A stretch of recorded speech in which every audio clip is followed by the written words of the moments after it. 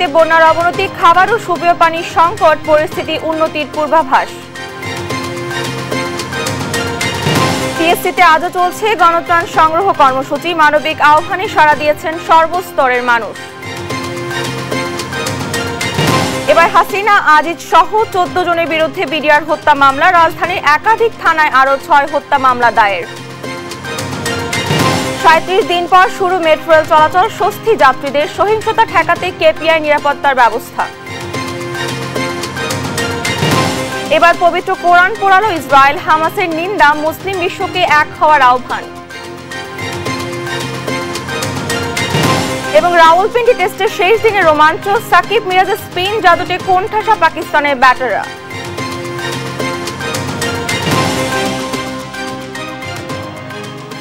আমন্ত্রণ সংবাদ দুপুরে, দেখছিলেন শিরোনামগুলো, সঙ্গে আছি আমি ডানা ইসলাম।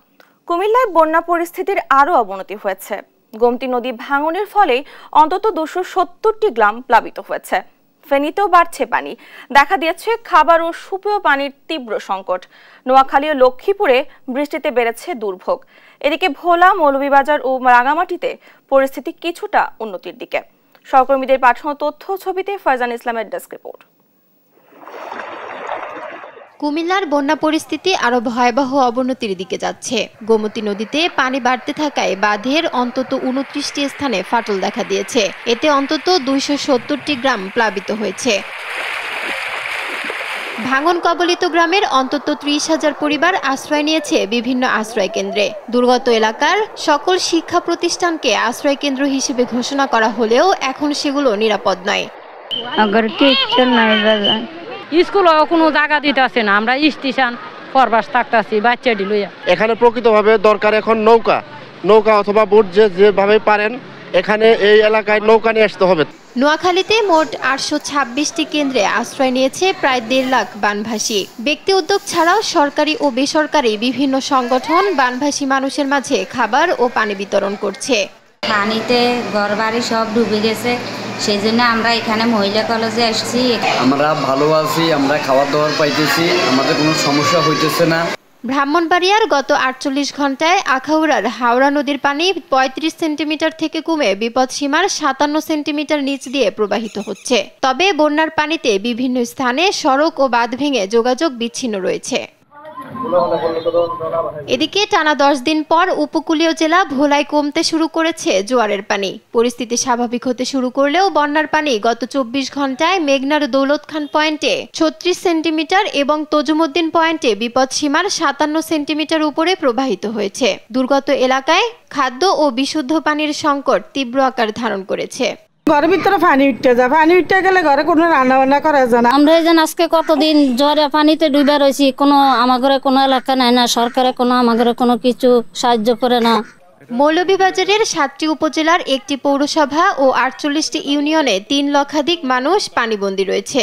জেলার 84টি আশ্রয় কেন্দ্রে আশ্রয় নিয়েছেন প্রায় 10,000 মানুষ। কিভাবে খাইমু আর কিভাবে চলমু একমাত্র কেউ কইতে হয় না, খাল্লা ছাড়া খাইতে পারতাম না, বাজার করতে পারতাম না, পানিলে 8,000 না, বড় কষ্ট মাঝে আছি আমরা। গত 2 দিন বৃষ্টিপাত না হওয়ায় রাঙ্গামাটির বাঘাইছড়ি উপজেলার বন্যা পরিস্থিতি উন্নতি হয়েছে। তবে প্লাবিত হওয়া কিছু গ্রামে এখনো বন্যার পানি রয়ে গেছে। এদিকে সকাল 8টায় খুলে দেওয়া হয়েছে কাপ্তাই বাঁধের 16টি গেট। পানি বিপদসীমার কাছাকাছি পৌঁছে যাওয়ায় 6 ইঞ্চি করে খুলে দেওয়া হয়েছে গেটগুলো। ফারজানা ইসলাম, নিউজ ডেস্ক, দেশ টিভি। বন্যা পরিস্থিতির আরো খবর জানাতে ফেনীর দাগনভূঞা থেকে সরাসরি যুক্ত হচ্ছেন সহকর্মী মাইনুদ্দিন আরিফ। ফেনীতে এখন কি অবস্থা দেখছেন? পানি কি নামতে শুরু করেছে কিনা, এ নিয়ে কি তথ্য রয়েছে আপনার কাছে? ডানা, আমি এই মুহূর্তে আছি দাগনভূঞার লালপুর এলাকায়। আমি যদি লালপুর এলাকার কথা বলি, সেটি হচ্ছে এই এলাকার সবগুলো বসত বাড়ি, অর্থাৎ যত কিছু আছে সবকিছুই পানির নিচে এই মুহূর্তে। অর্থাৎ যারা বসবাস করতেন লালপুর সহ আশপাশের যে এলাকাগুলো আছে, সেই প্রত্যেকটি এলাকা এখন পানির নিচে তলিয়ে গিয়েছে এবং এখানে যারা বসবাস করতেন তাদেরকে উদ্ধার করে কিংবা তারা যেভাবে পেরেছেন, অর্থাৎ কলা গাছের নৌকা বানিয়ে বানিয়ে তারা এখান থেকে আশ্রয় কেন্দ্রের খোঁজে তারা বের হয়েছেন। এই কয়েকটি এলাকাকে কেন্দ্র করে 2টি আশ্রয় কেন্দ্র রয়েছে, একটি মাদ্রাসা এবং আরেকটি স্কুল রয়েছে। সেখানে তারা প্রায় কয়েকশো মানুষ বসবাস করছেন। সেখানে বিশুদ্ধ পানি এবং খাবারের পর্যাপ্ত সংকট রয়েছে, অর্থাৎ যে পরিমাণ খাবারের প্রয়োজন সে পরিমাণ খাবার নেই, পানি নেই। এই মুহূর্তে এক ধরনের মানবতার জীবন যাপন করছেন এখানকার মানুষ। আর ফেনী জেলার অন্য যে উপজেলাগুলো আছে সেগুলোতে কিছুটা, সোনাগাজী সহ কিছুটা এলাকায় পানি কমতে শুরু করেছে। তবে ওই দিকে পানি কমলো, এদিকটাতে পানি অনেক বেড়ে যাচ্ছে। অর্থাৎ বসত বাড়িতে যারা আছেন তারা কোনোভাবেই বাসার ছাদে তারা সময় কাটাচ্ছেন এবং থেমে থেমে সকাল থেকে বৃষ্টি হচ্ছে। বৃষ্টির কারণে আসলে তারা ওইভাবে বসবাসও করতে পারছে না ছাদে। আমরা একজনের সঙ্গে একটু কথা বলি। ভাই, এই এলাকার এখন কি অবস্থা? আপনারা খাবার কিংবা বিশুদ্ধ পানি কতটুকু পাচ্ছেন এবং মানুষকে উদ্ধার করা সম্ভব হচ্ছে কিনা? আসসালামু আলাইকুম। এই এলাকার সিচুয়েশন খুব খারাপ। এটা হীরাপুর 1 নং ওয়ার্ড যেটা ধরে আর কি। আমরা টোটাল 6 জন মানুষ এখানে রেস্কিউ করার জন্য অল টাইম প্রস্তুতি নিচ্ছি। আর এখানে মানুষ খুব কষ্ট করতেছে পানি আর খাওয়ার জন্য। খাওয়ারও পর্যাপ্ত পরিমাণ আসতেছে না, পানিও নাই, যার কারণে মানুষ খুব অসুস্থ হয়ে আছে। প্রত্যেক দিন বেলায় আমরা এই যে ওষুধ নিয়ে আসি বাইরে থেকে, মানুষের দেওয়ার সর্বোচ্চ চেষ্টা করি যতটুকু আমাদের। আমরা কথা বলছিলাম যে এখানকার যারা রয়েছে তারা বলছেন যে আসলে পানির যে তীব্র সংকট শুরু হয়েছে সেটি আসলে কোনোভাবেই তারা পূরণ করা তাদের পক্ষে সম্ভব হচ্ছে না। তবে সব মিলায় বলা চলে যে এখানকার যে পরিবেশ, এখানকার যে অবস্থা এই মুহূর্তে বিরাজ করছে সেটি খুব মানবতারভাবে জীবনযাপন করছে এবং যে ত্রাণ কার্যক্রম, সে ত্রাণও এই এলাকায় এখন পর্যন্ত পৌঁছানো সম্ভব হচ্ছে না। সেনাবাহিনী সহ অন্য যে বাহিনীগুলো আছে তারা চেষ্টা করছেন যাতে করে সবাইকেই খাবার পৌঁছানো যায়, শুকনো খাবার, ঔষধ এবং বিশুদ্ধ পানি।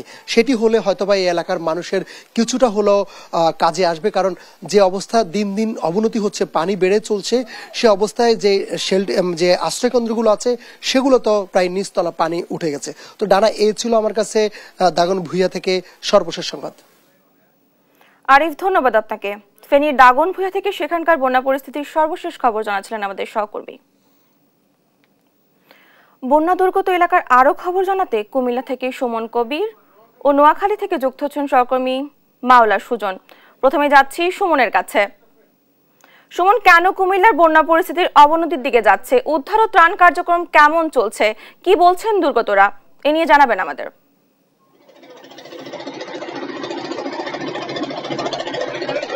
জি ডানা, আপনি যেটা বলছিলেন আমি আপনাকে জানিয়ে রাখি, কুমিল্লা আসলে আমরা এখন যাচ্ছি একটা দুর্গম এলাকা যেখানে আসলে জয়দেবপুর অনেকগুলো মানুষ আটক রয়েছে এবং তাদেরকে আমরা আসলে উদ্ধার করতে হবে এবং তাদের জন্য খাওয়ার ব্যবস্থা করা হয়েছে। আমরা পাহাড়পুর থেকে একটা টিম এসেছে এবং যারা জগন্নাথ বিশ্ববিদ্যালয়ের সাথে ছিল এবং যারা বাসির এবং তারা সমন্বয়ে একটা টিম এসে তারা কাজ করছেন। আমরা দেখতে পাচ্ছেন আমরা আসলে স্ত্রীপুর যুগে যাচ্ছি তাদেরকে উদ্ধার করতে এবং তাদের খাবারের ব্যবস্থা করতে। সেদিক থেকে বলি কুমিল্লা এখন যে অবস্থা, আপনি দুর্গম যে পথে আসলে এখন মধ্যে ওই জায়গাগুলো ত্রাণ যায়নি। আমরা চেষ্টা করছি ত্রাণগুলো আসলে তাদেরকে নিয়ে ত্রাণগুলো দেওয়ার জন্য চেষ্টা করছি। তাদের আসলে যে অবস্থা আমরা এখন জানি সার্বিক অবস্থা কি তাদের। তবে একটা বিষয় জানি কি, কুমিল্লা ভালো নেই এটা বলা যায় নিশ্চিত। কুমিল্লার যে বুড়িচং এলাকা এবং ব্রাহ্মণপাড়া উপজেলা শুরু করে কুমিল্লা 14টি উপজেলায় আসলে 10 লক্ষ পানিবন্দী। আমরা এখন যাচ্ছি সেই পানিবন্দী এলাকায় যেখানে আসলে অনেকেই এখন পর্যন্ত আসলে ত্রাণ পায়নি। আমরা খবর পেয়েছি এবং যারা উদ্ধার কর্মী এবং যারা রেস্কিউ টিম আমার সাথে যাচ্ছে। আসলে খবর পেয়েছি জয়দেবপুরে অনেকগুলো মানুষ আটক রয়েছে। যে এখানে আমরা দেখতে পেয়েছি, অনেক শুনতে পেলাম যে অনেক লোক এখনো ত্রাণ পায়নি। আমরা ত্রাণ দেওয়ার জন্য যাচ্ছি আর কি।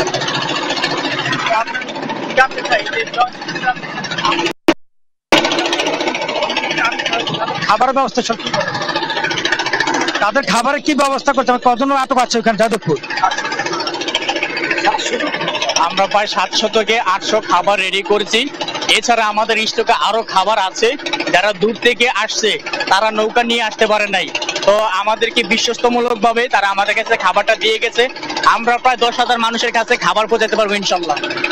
যেটা বলছিলেন দেখছি কুমিল্লা বুড়িচং আমরা যখন যাচ্ছি এখন স্পিড যুগে আসলে সেখানে আমরা দেখতে পাচ্ছি আসলে মানুষের যে অবস্থা, আসলে তাতে আমি একটা ক্লিয়ার যে আসলে এখন মানুষের দূর করে ত্রাণ যাওয়া যাচ্ছে না। একটা কারণ গন্তব্য পথ কেউ চিনতে পারে না, বিভিন্ন জায়গাতে প্রাণ এসেছে, পর্যাপ্ত প্রাণ, কিন্তু দেওয়ার মতো আসলে স্কুলবোট নেই, নৌকা নেই। আমরা এখন যে স্কুলবোটে যাচ্ছি এখানে 500 লোকের খাবারের ব্যবস্থা আমরা করেছি এবং তাদের আসলে উদ্ধারের ব্যবস্থা আমরা করছি। আমি কথা বলেছি আচ্ছা রেস্কিউ টিমের সাথে, তারা আসলে এখানে আসছেন এবং হেলিকপ্টার যোগে তাদেরকে উদ্ধার করার চেষ্টা করছে। আমরা যে জায়গাটা যাচ্ছি সেই জায়গাটা হচ্ছে বুড়িচঙ্গের উপজেলা জয়দেবপুর আসলে একটা আমরা জানি ওইখানে প্রায় 300-400 লোক আসলে এখানে একটা আশ্রয় নিয়েছে এবং তারা এখন পানি বৃদ্ধি পাওয়ার কারণে ওই যে জয়দেবপুরের যে এলাকা সেই এলাকায় তারা এখন 3 তলা 4 তলায় আসলে অবস্থান নিয়েছে। আরেকটা বিষয় জানিয়ে রাখি, কুমিল্লার যে অবস্থা আসলে কুমিল্লা বন্যা ভয়াবহ অবস্থা বিরাজ করছে, বিশেষ করে কুমিল্লা সদর দক্ষিণ, সেই সাথে আপনার যদি বলি কুমিল্লা চৌদ্দগ্রাম, নাঙ্গলকোট, লক্ষ্মীপুর উপজেলা, চট্টগ্রাম উপজেলা রয়েছে, সবগুলো উপজেলা আসলে ব্রাহ্মণপাড়া উপজেলা, বুড়িচঙ্গি উপজেলা, সবগুলো উপজেলা প্রায় 2 লক্ষ লোক আসলে এখানে পানিবন্দী রয়েছে। সেই সাথে 14টি উপজেলা 10 লক্ষের উপর পানিবন্দী রয়েছে। আপনাকে জানা রাখি কুমিল্লার যে পারিবেশিক যে অবস্থা আসলে ভালো নেই কুমিল্লা। আমরা ত্রাণ এবং উদ্ধার কাজ আসলে সেভাবে এখানে আসলে এখন পর্যাপ্ত ত্রাণ থাকলেও আসলে উদ্ধার কাজটা রয়েছে। সবকিছু মিলিয়ে বলতে পারি যে কুমিল্লা এখন যে অবস্থা, কুমিল্লা মানুষ ভালো নেই। এই ছিল কুমিল্লা থেকে সর্বশেষ ডানা। সুমন, ধন্যবাদ আপনাকে। কুমিল্লা থেকে বন্যা পরিস্থিতি জানাচ্ছেন আমাদের সহকর্মী। এবার আমরা চলে যাব নোয়াখালীতে, সেখানে রয়েছেন আমাদের সহকর্মী মাওলা সুজন। সুজন, নোয়াখালীর বর্তমান পরিস্থিতি কেমন দেখছেন? বন্যা দুর্গতের অবস্থা কেমন দেখছেন আমাদের জানাবেন।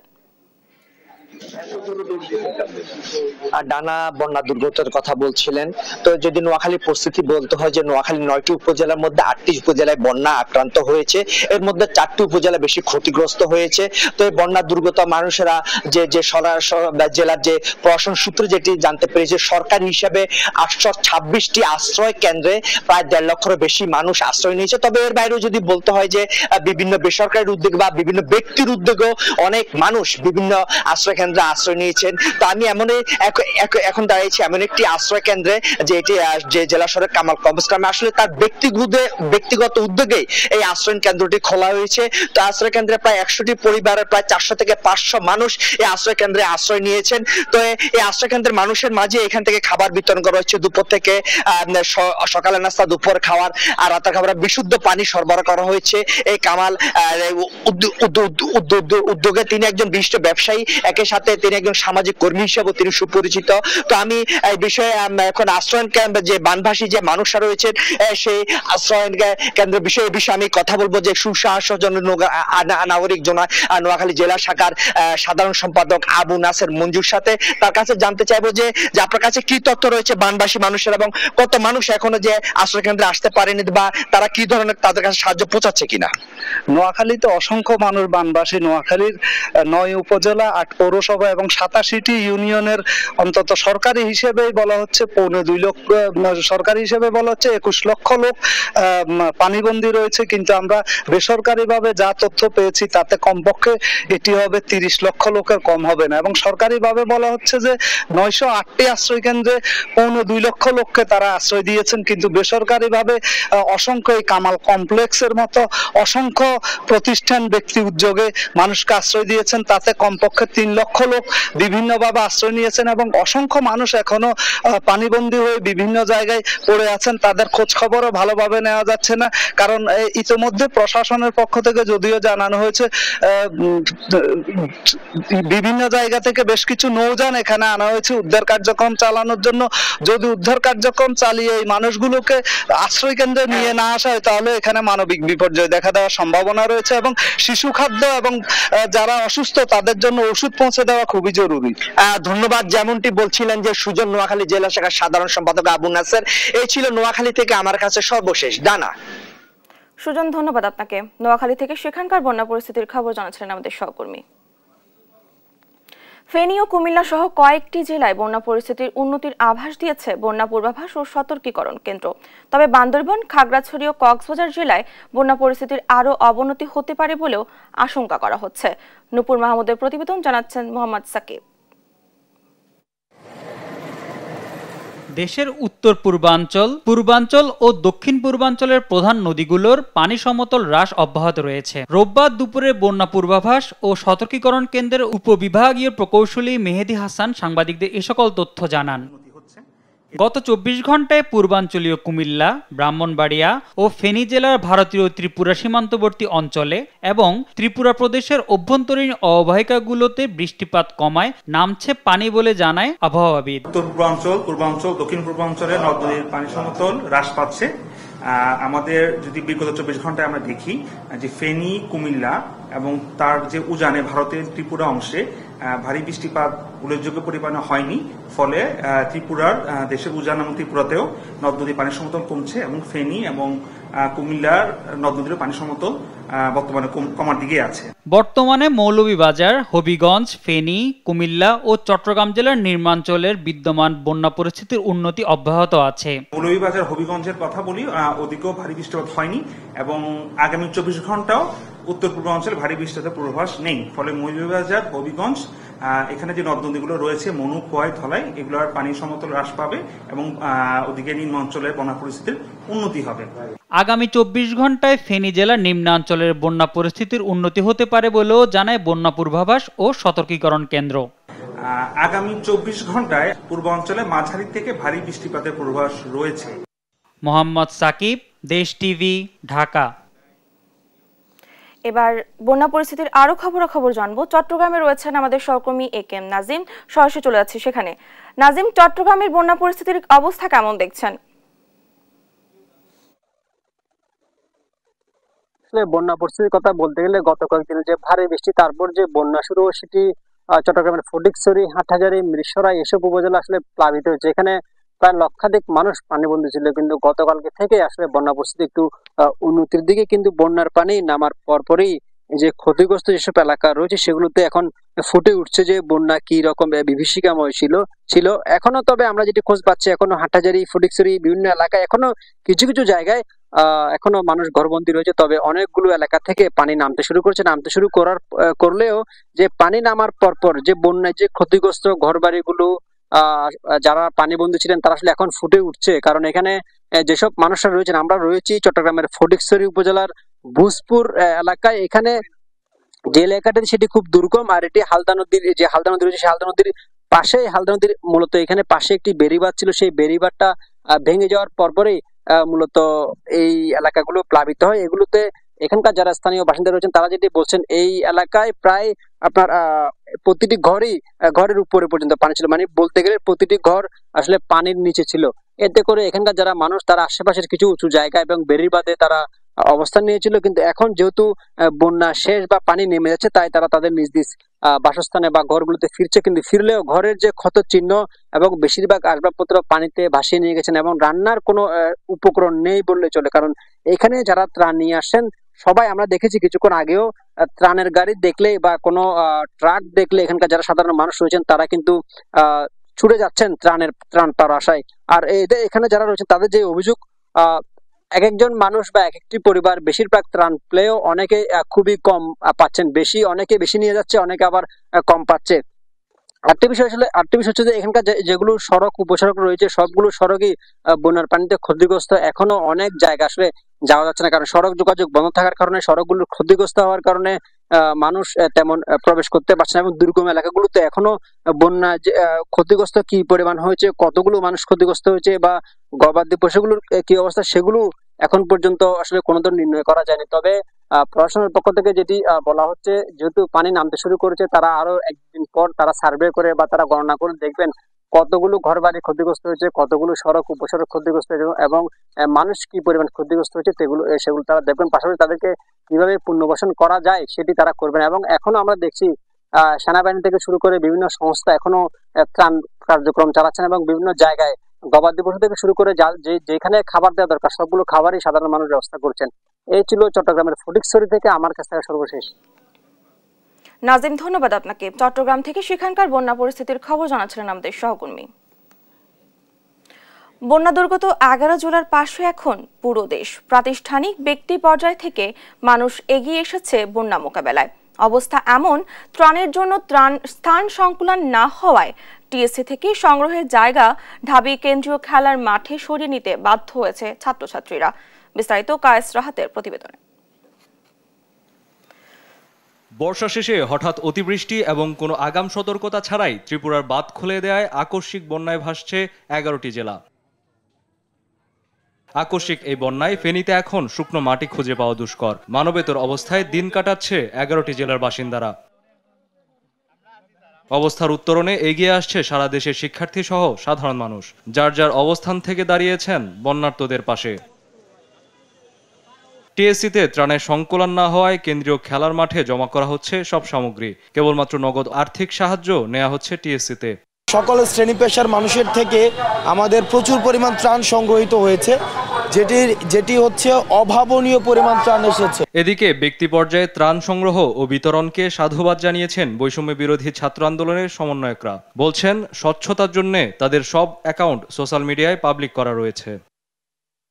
আমরা বৈষম্য বিরোধী ছাত্র আন্দোলনের পক্ষ থেকে সরাসরি এখানে টিএসসির এই যে বুথগুলো রয়েছে, বুথগুলোতে আমরা সরাসরি অর্থ নিচ্ছি। এছাড়া আমাদের বিকাশ, নগদ, রকেট এবং একটি ব্যাংক অ্যাকাউন্ট, এই 4টি অ্যাকাউন্ট আমরা সোশ্যাল মিডিয়াতে আমাদের যে ফেসবুক প্রোফাইলগুলো বা আমাদের যে অফিসিয়াল গ্রুপ সেখান থেকে আমরা পোস্ট করেছি। স্বেচ্ছাসেবীরা বলছেন তাদের এখন প্রয়োজন শুধু শুকনো খাবার আর পণ্য পরিবহনের জন্য ট্রাক। কায়েস রাহাত, দেশ টিভি, ঢাকা। ফেনীর কয়েকটি উপজেলায় পানি কমতে শুরু করলো দাগনভূঞার পৌরসভার হীরাপুর, লালপুর, মহেশপুর এলাকায় বাড়ছে বন্যার পানি। পানিবন্দী হয়ে বিপাকে পড়েছেন লাখ লাখ মানুষ। দেখা দিয়েছে বিশুদ্ধ পানি ও খাদ্য সংকট। মাইনুদ্দিন আরিফকে সাথে নিয়ে বিস্তারিত জানাচ্ছেন নাফিয়া ফারজানা।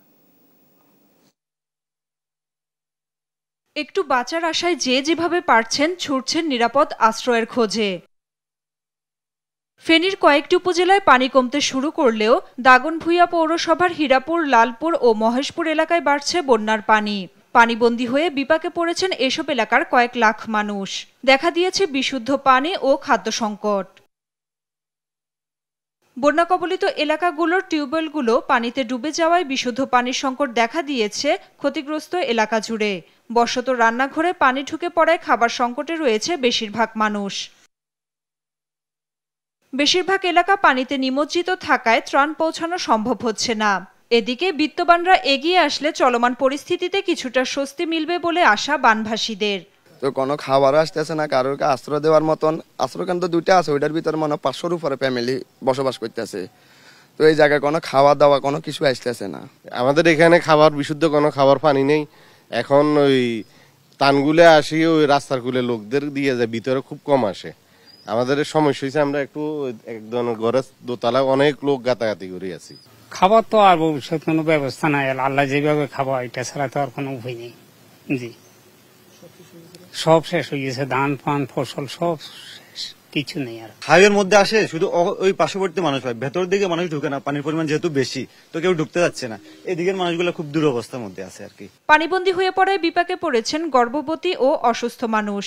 উদ্ধার তৎপরতায় সেনাবাহিনী সহ সবাইকে এগিয়ে আসার আহ্বান স্বেচ্ছাসেবীদের। খাবার আমাদের ফান্ড থেকে আমরা দিয়ে কুলাইতে পারতেছি না। যদি আরেকটু আমাদের খাবার দিয়ে সাহায্য করা হইতো তাহলে আমাদের একটু ভালো হইতো আর কি। যাদের ট্রিটমেন্ট লাগানো নর্মাল ট্রিটমেন্ট আমরা ডাক্তাররা রাখতেছি বা বাড়ি স্বেচ্ছাসেবী রাখছি। আর আমাদের ফান্ডের অবস্থা আমরা নিচ থেকে দিচ্ছি, সবগুলো ফান্ড থেকে দিচ্ছি, বাট আমরা বাইরের থেকে কিছু একটা আসলে আমাদের জন্য কিছুটা ভালো হইতো। পানি নামতে থাকায় দ্রুত এই সংকট থেকে মুক্তি পাওয়ার আশা বন্যা দুর্গতদের। নাফিয়া ফারজানা, দেশ টিভি, নিউজ ডেস্ক। সচিবালয়ে ব্রিফ করছেন দুর্যোগ ব্যবস্থাপনা ও ত্রাণ মন্ত্রণালয়ের সচিব। আমরা সরাসরি চলে যাচ্ছি সেখানে।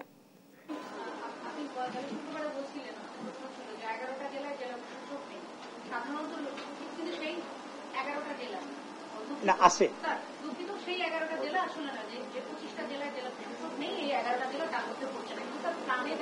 না জেলা প্রশাসক আসছেন সবাই।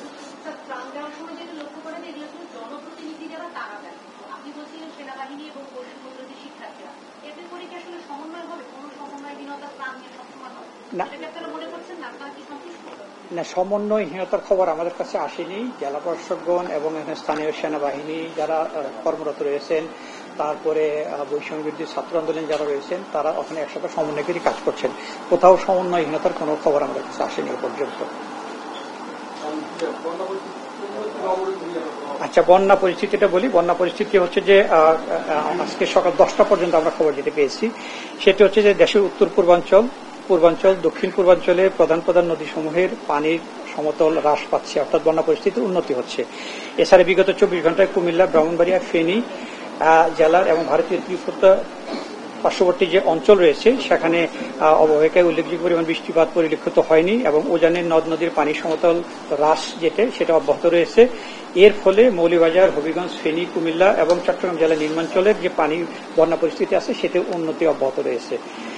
আর আবহাওয়ার তথ্য অনুযায়ী আগামী 24 ঘন্টায় উত্তর পূর্বাঞ্চল এবং তৎসংলগ্ন উজানে ভারী বৃষ্টিপাতের আশঙ্কা নেই, যে কারণে আমরা এই মৌলভীবাজার, হবিগঞ্জ জেলার মনু, খোয়াই, ধলাই নদীর পানি সমতল হ্রাস পাবে এবং বন্যা পরিস্থিতি ওই অঞ্চলে উন্নতি হবে।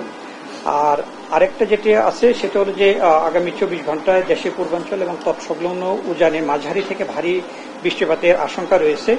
এই কারণে কুমিল্লার গোমতী নদীর পানি সমতল স্থিতিশীল থাকবে, এটা বৃদ্ধি পাবে না যেহেতু কমে গেছে। আর এর নিম্নাঞ্চল যেটা আছে সেখানেও স্থিতিশীল থাকবে, এতে মানে অবনতি হওয়ার আশঙ্কার কথা ব্যক্ত করা হয়নি। আর আবহাওয়ার তথ্য অনুযায়ী যেটা দেখা যাচ্ছে আগামী 24 ঘন্টায় দক্ষিণ পূর্বাঞ্চল এবং এর সংলগ্ন যে উজান আছে সেখানে ভারী বৃষ্টিপাতের এখানে একটু আশঙ্কা রয়েছে। এর ফলে আপনার বান্দরবান, খাগড়াছড়ি, কক্সবাজার এবং চট্টগ্রাম জেলার সাঙ্গু, মাতামুহুরী, কর্ণফুলী, হালদা এবং এর আশেপাশে যে নদীগুলো আছে সেখানে পানি সমতল সমাবেশে বৃদ্ধি পেতে পারে, যেহেতু পানি নেমে যাচ্ছে, যখন বৃষ্টিপাতটা হবে তখন একটু বেড়ে যেতে পারে। সচিবালয়ে ব্রিফ করছেন দুর্যোগ ব্যবস্থাপনা ও ত্রাণ মন্ত্রণালয়ের সচিব। আমরা এতক্ষণ সরাসরি যুক্ত ছিলাম সেখানে। দেখছেন সংবাদ দুপুর। 37 দিন পর মেট্রো রেলে যাত্রী পরিবহন শুরু হয়েছে। এতে স্বস্তি প্রকাশ করেছেন যাত্রীরা। জানান দীর্ঘদিন মেট্রো বন্ধ থাকায় যাতায়াতে ভোগান্তি পোহাতে হয়েছে তাদের। এদিকে সকালে আগারগাঁও স্টেশন পরিদর্শনে এসে উপদেষ্টা ফাউজুল কবির জানান মেট্রো রেলকে আরও যুগোপযোগী করে তোলা হবে, বাড়ানো হবে নিরাপত্তা। সংস্কার প্রয়োজন হওয়ায় আপাতত বন্ধ থাকছে মিরপুর 10 ও কাজীপাড়া স্টেশন। মাজহারুল ইসলামের রিপোর্টে দেখুন বিস্তারিত। সপ্তাহের প্রথম দিনই উপচে পড়া ভিড় মেট্রো স্টেশনে। দীর্ঘদিন বন্ধ থাকার পর রোববার সকাল থেকে চালু হয় মেট্রো রেল। সকাল 7:10 উত্তরা উত্তর স্টেশন থেকে মতিঝিল অভিমুখে ছাড়ে প্রথম ট্রেনটি। 37 দিন পর ফের মেট্রো চালু হয় স্বস্তি যাত্রীদের। জানান ভবিষ্যতে কেউ যেন রাষ্ট্রীয় সম্পত্তির ক্ষতি করতে না পারে সে ব্যাপারে কর্তৃপক্ষ আরও সতর্ক থাকবে এমন প্রত্যাশা তাদের। অফিসে যেতে আমাদের প্রচণ্ড কষ্ট হয়েছে, যে বিশেষ করে আমরা যারা অনেক দূরে অফিস করি তাদের ক্ষেত্রে আমাদেরকে জ্যামের সমস্যা হয়েছে। রাষ্ট্রীয় সম্পদ আমরা সবাই রক্ষা করার চেষ্টা করব সচেতনতার সাথে, এটা নষ্ট না করাই আমাদের উত্তম। মতিঝিল থেকে কারওয়ান বাজার আসে 9 মিনিটসের জার্নি, আমাকে সেখানে সময় দিতে হয়েছে 45 মিনিট, 40-45 মিনিট। তাই আমার একটা সময়টা বাঁচছে। এই যে মেট্রো একটা ছেড়ে গেল, আমি পরেরটায় উঠবো এরকম চিন্তা নিয়ে দাঁড়িয়ে আছে। আমি আশা করছি 4 থেকে 5 মিনিটের মধ্যে পৌঁছে যাব, ইনশাল্লাহ আমার আধা ঘন্টার মধ্যে সেভ হবে। এদিকে সার্বিক বিষয়ে খোঁজখবর নিতে সকালে আগারগাঁও স্টেশনে আসেন উপদেষ্টা ফাউজুল কবির। জানান মেট্রোকে জরুরি সেবা হিসেবে ঘোষণা করা হবে, যেন কেউ এটিকে জিম্মি করতে না পারে।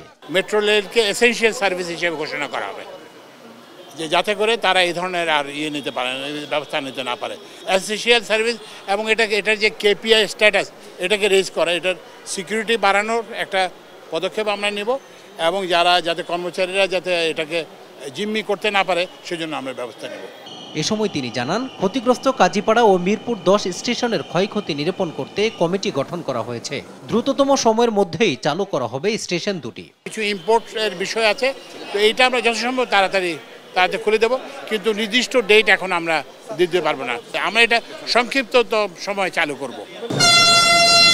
কর্তৃপক্ষ জানিয়েছে শুক্রবার ছুটির দিন ছাড়া বাকি 6 দিন সময়সূচি অনুযায়ী চলবে মেট্রো রেল। মাজহারুল ইসলাম, দেশ টিভি, ঢাকা। 2009 সালে বাংলাদেশ রাইফেলসের সদর দপ্তর পিলখানায় বিদ্রোহের ঘটনায় দায়ের করা মামলার আসামি বিডিআরের উপসহকারী পরিচালক বীর মুক্তিযোদ্ধা মোহাম্মদ আব্দুর রহিমের কারাগারে মৃত্যুর ঘটনায় হত্যা মামলা দায়ের করা হয়েছে। রোববার ঢাকার মহানগর হাকিম মোহাম্মদ আখতারুজ্জামানের আদালতে আব্দুর রহিমের ছেলে অ্যাডভোকেট আব্দুল আজিজ এই মামলা করেন। মামলায় সাবেক প্রধানমন্ত্রী শেখ হাসিনা, সাবেক বিজিবি মহাপরিচালক ও সাবেক সেনাপ্রধান ব্রিগেডিয়ার জেনারেল আজিজ আহমেদ এবং পিলখানা বিদ্রোহ মামলার আইনজীবী মোশাররফ হোসেন কাজল সহ 14 জনের বিরুদ্ধে এই মামলা হয়। এদিকে শেখ হাসিনা সহ বেশ কয়েকজনের নামে রাজধানীর ভিন্ন ভিন্ন থানার আরও 6টি মামলা করা হয়।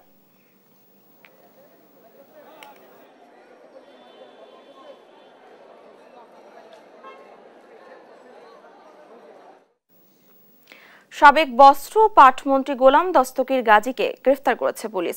শনিবার দিবাগত রাতে রাজধানীর শান্তিনগর এলাকা থেকে গ্রেফতার করা হয় তাকে। তবে কোন মামলায় তাকে গ্রেফতার করা হয়েছে তা নিশ্চিত করেনি পুলিশ।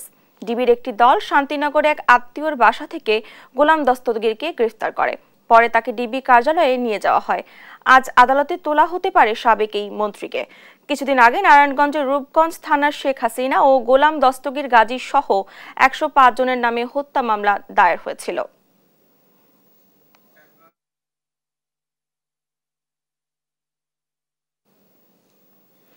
আন্দোলনের ছাত্র জনতাকে হত্যাকারী দুর্বৃত্তদের সেনাবাহিনীকে জায়গা দিয়ে সেনাবাহিনী ভুল করেছে মন্তব্য করেছেন বিএনপির স্থায়ী কমিটির সদস্য মেজর অবসরপ্রাপ্ত হাফিজ উদ্দিন আহমেদ বীর বিক্রম। সকালে রাজধানীর চন্দ্রিমা উদ্যানে জাতীয়তাবাদী মুক্তিযোদ্ধা দলের 32তম প্রতিষ্ঠাবার্ষিকীতে বিএনপির প্রতিষ্ঠাতা জিয়াউর রহমানের সমাধিতে শ্রদ্ধা নিবেদন শেষে এ কথা বলেন তিনি। সেনানিবাসে আশ্রয় নিয়েছে 622 জন। এরা প্রত্যেকে অপরাধী।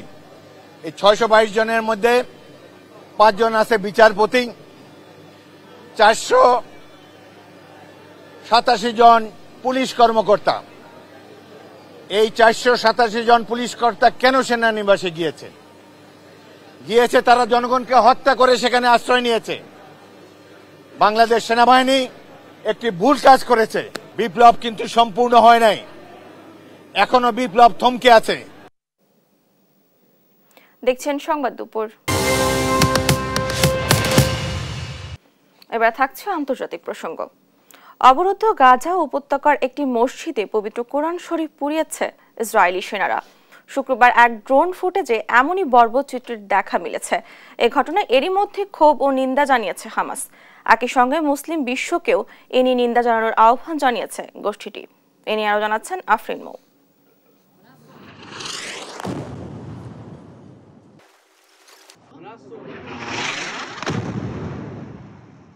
গাজা জুড়ে বর্বরতার সব মাত্রাই ছাড়িয়েছে ইসরায়েলি বাহিনী। গেল 10 মাসের আগ্রাসনে ইসরায়েলি হিংস্রতার শিকার অসহায় ফিলিস্তিনিরা। সবকিছু হারানো এসব মানুষের উপর আগ্রাসন চালাতে একটুও দ্বিধা করে না তারা। শুধু মানুষ মেরেই ক্ষান্ত হয়নি ইসরায়েলি বাহিনী, স্থাপনাগুলোতে টার্গেট করেও হামলা চালানো হচ্ছে। ঘরবাড়ি থেকে শুরু করে শিক্ষা প্রতিষ্ঠান সবই ইসরায়েলি আগ্রাসনের কবলে পড়ে এখন শুধুই ধ্বংসস্তূপ। এ পরিস্থিতিতে বাদ যায়নি মুসলিমদের ধর্মীয় উপাসনালয়গুলো। মসজিদের পবিত্র কোরআন শরীফ পুড়িয়ে বর্বরতাকে চূড়ান্ত পর্যায়ে নিয়ে গেল ইসরায়েল।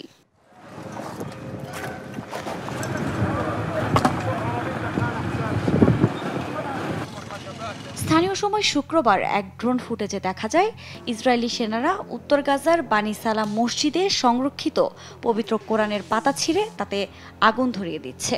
আল জাজিরার প্রকাশিত ওই ফুটেজে আরও দেখা যায় খান ইউনিসের ঐতিহাসিক গ্র্যান্ড মসজিদেও বোমা ফেলা হচ্ছে। এ অবস্থায় মাটির সঙ্গে মিশে যাওয়া মসজিদেই নামাজ আদায় করছেন ফিলিস্তিনিরা।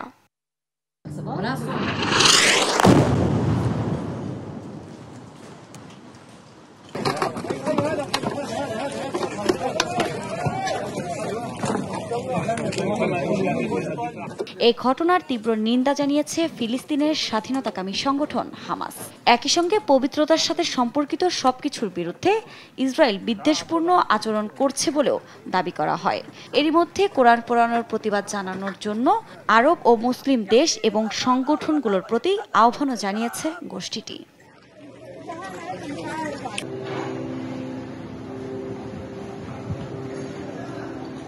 মার্কিন advocacy group council on American Islamic relation এক প্রতিবেদনে জানায়, মসজিদে হামলা ও পবিত্র গ্রন্থ পুরানোর মধ্য দিয়ে এটি প্রমাণিত হয় যে শুধু ফিলিস্তিনিই নয়, এ যুদ্ধ একই সাথে ইসলামের বিরুদ্ধেও পরিচালনা করছে ইসরায়েল।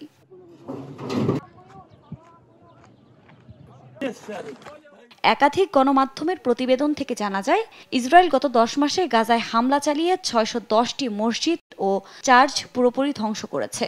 যদিও এই বিষয়ে এখনও নীরব নেতানিয়াহু প্রশাসন।